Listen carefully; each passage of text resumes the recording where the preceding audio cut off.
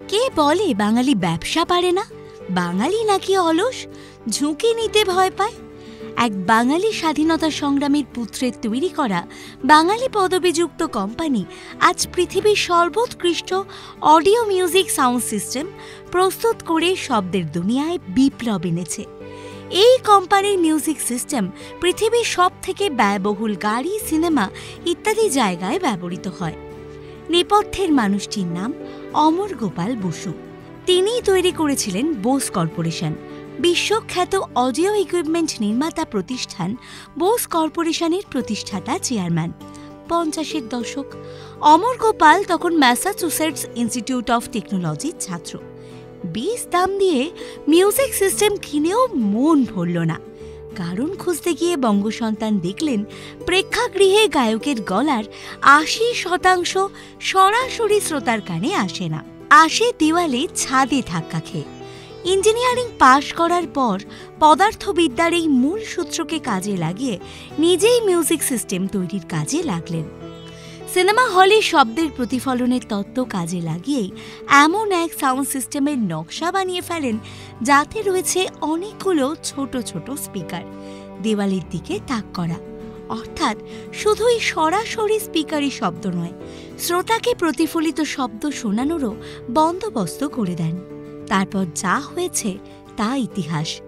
রোমে Sistine chapel, মক্কার প্রধান মসজিদ কিংবা লস অ্যাঞ্জেলসের স্টেপল সেন্টারে যে সাউন্ড সিস্টেমগুলো বসানো, সেনাবাহিনী, বিমান সংস্থা, এমনকি নাসার মহাকাশচারীরাও যে হেডফোন ব্যবহার করছেন, সেই সবই তার কোম্পানির সৃষ্টি। অমর গোপাল বসু একাধারে বিজ্ঞানী, অধ্যাপক এবং শিল্পপতিও। 1956 সালের MITর অধ্যাপক পদে যোগ দেন। পরে 45টা বছর অধ্যাপনার সঙ্গে চলে গবেষণা। একাধারে মেধা, অপরদিকে ব্যবসা, দুই প্রতিভাই সমান ছিল তার মধ্যে।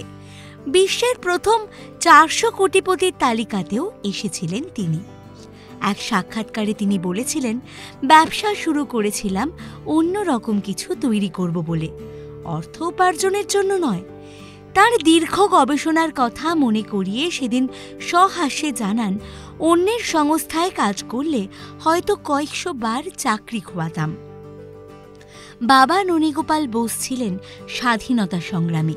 পুলিশের হাত থেকে পালিয়ে ভিসা ছাড়াই আসেন মার্কিন মুলুকে। সালটা 1920। শুরু করেন ইম্পোর্ট এক্সপোর্টের ব্যবসা। বিয়ে করেন মার্কিন স্কুল শিক্ষিকাকে। 1929 সালে জন্ম হয় ছেলে অমর গোপালের। আর তাঁর বোস কর্পোরেশনের জন্ম 1964 সালে। সংস্থার প্রথম তৈরি সাউন্ড সিস্টেম তেমন সফল হয়নি, কিন্তু 1968 সালে যেটা বাজারে আসে, সেই Bose 901 direct reflecting speaker system পরে টানা 25 বছর বেস্ট সেলার থাকে। ক্রমশ বোস এই ভরসাই রাখে সেনা থেকে নাসা। প্রসঙ্গত, অমরের গোটা জীবনের সঙ্গে অবিচ্ছেদ্যভাবে জুড়ে যায় MIT। তাই 2011 সালে সংস্থার শেয়ারের বেশিরভাগটাই দান করেন বিশ্ববিদ্যালয়কে। 12 জুলাই 2013-তে শেষ নিঃশ্বাস ত্যাগ করেন বিজ্ঞানী ও শিল্পপতি অমর গোপাল বোস। শব্দের জাদুকর ডক্টর অমর গোপাল বোসকে জিও বাংলা জানায় বিনম্র শ্রদ্ধা। এরকমই আরও অনেক ভিডিওস দেখার জন্য নজর রাখুন আমাদের চ্যানেলে ও পাশে থাকা বেল আইকনটি ক্লিক করতে ভুলবেন না।